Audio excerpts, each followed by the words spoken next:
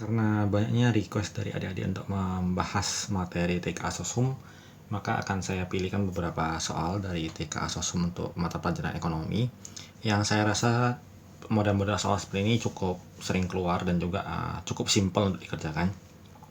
Jadi yang pertama kita bahas tentang laju inflasi. Jadi disebutkan bahwa pada tahun 2017 diketahui indeks harganya sebesar 100% dan pada tahun 2018 indeks harganya sebesar 130%.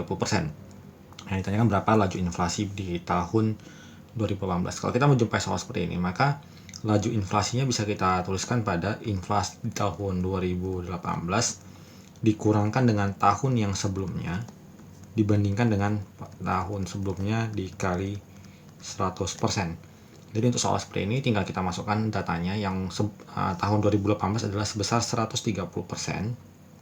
Supaya gampang persennya kita tulis saja ya. Jadi yang 2017 sebesar 100% dibagi dengan tahun 2017 sendiri yaitu 100 kemudian dikali 100%. 130 dikurang 100 adalah 30, kemudian ini 100-nya habis, sisa persennya, maka laju inflasi di tahun 2018 adalah sebesar 30%. Dalam hal ini jawabannya adalah yang option C. Kita lanjut ke soal kedua. Faktor-faktor berikut yang tidak menyebabkan pergeseran kurva permintaan kue ke kanan.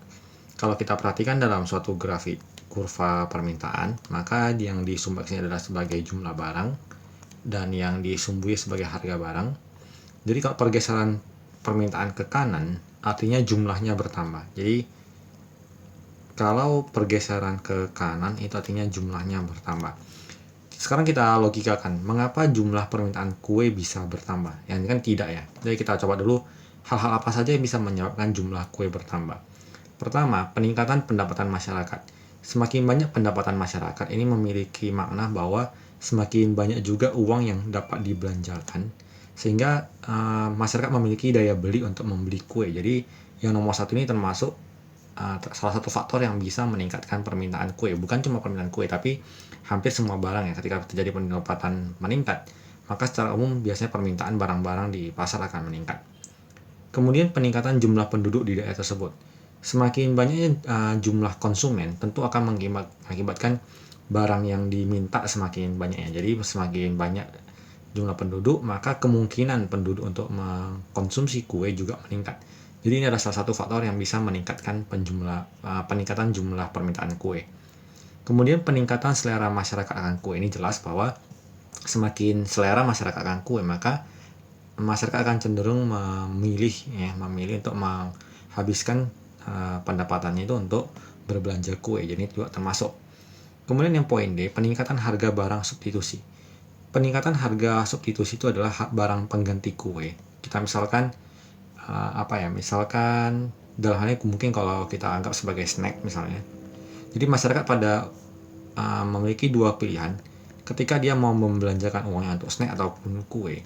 Ketika harga snack naik, maka mereka akan mengalihkan uang yang semula untuk membeli snack dialihkan ke permintaannya ke kue. Jadi ketika harga barang substitusinya naik, maka permintaan si kue sendiri akan meningkat. Jadi ini juga benar. Yang harus kita perhatikan dalam hal ini adalah ada satu istilah barang komplementer ya. Komplementer itu adalah barang pelengkap. Jadi misalkan kalau kue, misalnya kita makan bersama dengan minum teh.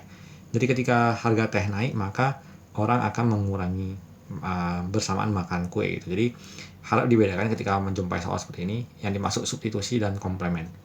Kemudian yang E, peningkatan harga kue. Ini jelas akan menurunkan permintaannya. Jadi kalau harganya naik, maka masyarakat akan mengurangi jumlah pembelian. Jadi kalau tadi misalkan dengan duit 10.000, kita awalnya bisa membeli 5 buah kue misalnya.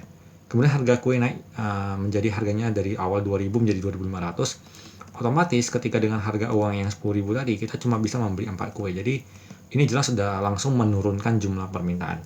Jadi yang tidak bisa menyebabkan permintaan ke kanan adalah yang di option E. Semoga bisa dipahami ya poin-poin kunci dalam pengerjaan soal-soal seperti ini. Kita lanjut ke soal berikutnya. Di antara perusahaan-perusahaan berikut ini yang modalnya terdiri dari saham. Kata kuncinya adalah saham. Saham ini ciri khas dari suatu bentuk perseroan. Jadi adalah badan usaha yang memang kepemilikan modalnya berupa saham-saham. Jadi tinggal kita cari di sini yang berupa PT, jadi jawabannya adalah option E. Sementara kalau Perum itu kan berasal dari pemerintah, CV ini dananya berasal dari dua jenis sekutu ya, ada sekutu aktif dan pasif, dimana kalau aktif yang bekerja untuk ini CV sendiri, sementara pasif itu biasanya hanya menyertakan modalnya. Kemudian firma hampir mirip dengan CV, cuma dalam beberapa konteks kerjasamanya terjadi perbedaan. Kemudian kalau PD Sejahtera, PD itu perusahaan daerah, berarti dananya berasal dari pemerintah daerah. Maka untuk soal ini jelas bahwa jawaban yang tersedia paling tepat adalah yang di option A, yaitu perseroan terbatas kereta api Indonesia.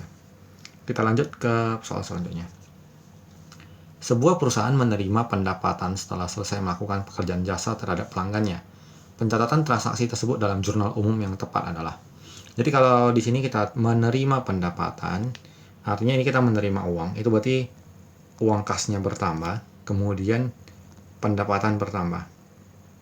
Nah, masing-masing ini memiliki ciri khas apabila kas bertambah itu adalah akun harta ya. Jadi kita tempatkan di posisi debit. Maka di posisi debit kasnya akan bertambah. Sementara kalau pendapatan itu adalah sumber asal muasal dari kas ini, maka sumbernya itu kita tempatkan di posisi kredit. Jadi untuk jawaban seperti ini adalah penulisannya tepat adalah kas di debit dan pendapatan di kredit. Kalau kita perhatikan yang option A salah, option B benar, ini salah. Tidak ada hubungannya dengan piutang, tidak disebutkan. Kalau kita menggunakan piutang apabila berupa faktur ya, jadi ada pelunasan faktur dari perusahaan rekan kerja kita. Jadi kalau kita menerima pelunasan faktur, maka piutangnya di kredit gitu. Jadi tapi dalam hal ini tidak disebutkan sama sekali masalah fakturnya, maka yang piutang ini tidak kita perhitungkan. Maka jawabannya yang paling tepat adalah yang di option B. Kita lanjut ke soal selanjutnya, soal terakhir untuk kesempatan kali ini. Diketahui tabel kegiatan produksi suatu perusahaan sebagai berikut. Ada tabelnya berupa tenaga kerja, modal, dan total produksi, masing-masing ada nilainya. Berdasarkan tabel tersebut, besarnya produk marginal pada saat tenaga kerja 5. Jadi kita fokuskan ke angka yang di sini. Produk marginal MP itu sama dengan selisih dari total produk dibagi dengan selisih tenaga kerja. Jadi yang kita perhatikan dimaksud dengan selisih itu adalah selisih dengan keadaan sebelumnya. Jadi yang sebelumnya itu berarti 4 orang. Ya kita perhatikan data yang ini. Jadi delta TP-nya adalah selisih dari 38 dengan 32, yaitu 6. Selisih dari delta L-nya adalah 5 dikurang 4, yaitu 1. Maka jawabannya adalah 6. Jadi jawabannya adalah option B. Semoga bisa bermanfaat dan bisa membantu kalian lulus di ujian seleksi. Sampai jumpa di video selanjutnya.